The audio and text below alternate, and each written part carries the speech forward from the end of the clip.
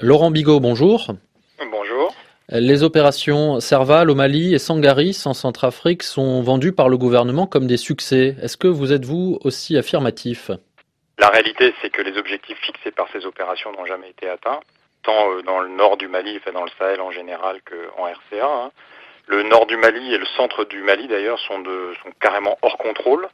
Donc l'opération qui visait à sécuriser ces zones-là a totalement échoué. Jamais le niveau de violence n'a été aussi élevé dans l'histoire du Mali que ça ne l'est aujourd'hui. Et puis en République centrafricaine, effectivement, aujourd'hui, les médias ne parlent plus de ce qui s'y passe, mais il s'y passe exactement la même chose qu'avant qu'on décide d'y intervenir. Donc rien n'a changé, absolument rien. Est-ce que cela veut dire pour autant qu'il était inopportun de les lancer, ces opérations? Mais la question, c'est qu'une opération militaire, elle ne sert pas en elle-même. Si on fait une opération militaire pour faire une opération militaire, on ne tente pas la faire. S'il n'y a pas de vision politique et stratégique qui accompagne une opération militaire, franchement, ça n'a aucun intérêt. Et le déclenchement de l'opération au Mali et en RCA avait au départ une justification parfaitement compréhensible de tous. Mais l'absence de vision politique et stratégique a fait que ces opérations militaires n'ont absolument servi à rien, sont même peut-être un remède pire que le mal, puisqu'aujourd'hui, notamment dans le Sahel, le niveau de violence et d'insécurité n'a jamais été aussi élevé. Et puis il y a un sentiment anti-français qui est en train de naître, parce que l'armée française est perçue comme une armée d'occupation qui s'autorise beaucoup de choses. Donc vous pensez qu'il n'y a pas non plus de vision politique et stratégique pour l'opération Barkhane, celle qui a pris le relais de Serval et qui entend lutter contre le terrorisme dans le Sahel? Bah écoutez, regardez les objectifs de l'opération Barkhane et regardez la réalité des faits sur le terrain. Il y a une incohérence totale, c'est-à-dire que c'est une opération qui vise à sécuriser la zone. Or, la zone n'a jamais été aussi insécurisée qu'aujourd'hui. Le niveau de violence est assez incroyable. Je rappelle que l'attentat de Gao, peu de temps après le sommet Afrique-France, au Mali, est le plus meurtrier de toute l'histoire du Mali. Il faut d'abord se poser la question de ce que veulent les pays africains pour le continent africain. C'est la vraie question à poser avant de s'arroger le droit, le devoir, la mission divine de devoir intervenir. Je pense que c'est ça le sujet. Or, on voit bien que les pays africains n'ont pas la même vision de la menace terroriste que nous l'avons et que nous pourrions d'abord nous pencher sur la vision africaine avant d'imposer la nôtre. Quand François Hollande dit le mois dernier, en recevant le président guinéen, la France vis-à-vis de l'Afrique n'intervient plus comme une puissance tutélaire, elle est en soutien de l'Afrique, ça vous fait doucement sourire.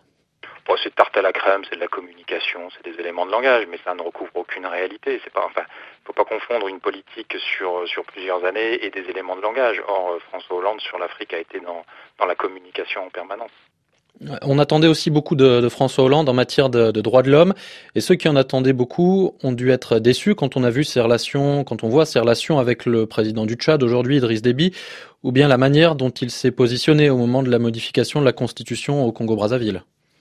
Là, en la matière, ça a été un véritable festival puisque je ne sais plus combien il y a eu d'élections, notamment en 2015 et en 2016 sur le continent africain, particulièrement en Afrique de l'Ouest et en Afrique centrale. Il n'y a jamais eu la moindre observation. Donc c'est sûr qu'on a déçu beaucoup d'espoir par rapport à ce qui avait été dit initialement. Et puis comme vous le signalez, tous les satrapes africains ont eu le droit d'être plutôt bien reçus. Donc oui, là je pense que les espoirs ont été clairement déçus. Surtout, François Hollande a pris le contre-pied de ce qu'il avait annoncé. Je pense que déjà en matière de politique africaine, il faudrait éviter de fanfaronner avant d'être aux manettes, parce que la réalité vous rattrape souvent. Et plutôt que de susciter des espoirs et de les décevoir après, c'est plutôt d'être humble, discret, et puis d'agir et de ne pas confondre action et communication. Donc vous parlez beaucoup de communication, est-ce qu'il y a eu véritablement de l'action pour vous? Dans le champ africain, oui, il y a eu de l'action, il y a eu des opérations militaires par définition, mais dans le domaine politique, l'absence de vision politique et stratégique et surtout une méconnaissance totale de l'Afrique a fait que les décisions courageuses, parce que je considère que le déclenchement de l'opération Serval est une décision courageuse, se sont transformées en fiasco. Et est-ce que ça pourrait expliquer aussi, selon vous, un certain recul ces dernières années de l'influence économique de la France sur le continent?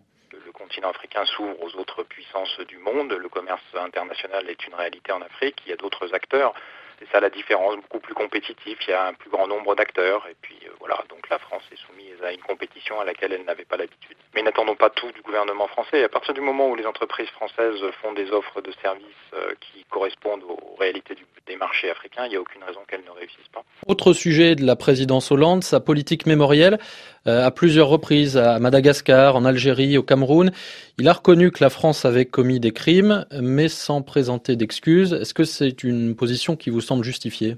Je ne sais pas si c'est justifié, mais là aussi c'est de la communication. Enfin, je veux dire, La nationalité française a été accordée in extremis à quelques tirailleurs sénégalais le dernier mois de ce mandat. Pourquoi ça n'a pas été fait avant? Plus généralement, quand on voit la difficulté qu'il y a eu sur la question du règlement des pensions des anciens combattants, justement des anciens tirailleurs sénégalais, il y a des choses très concrètes qui auraient pu être faites très rapidement. Alors il faut attendre 50 ans pour avoir une pseudo-reconnaissance par un chef de l'État. Non, il faut agir avant.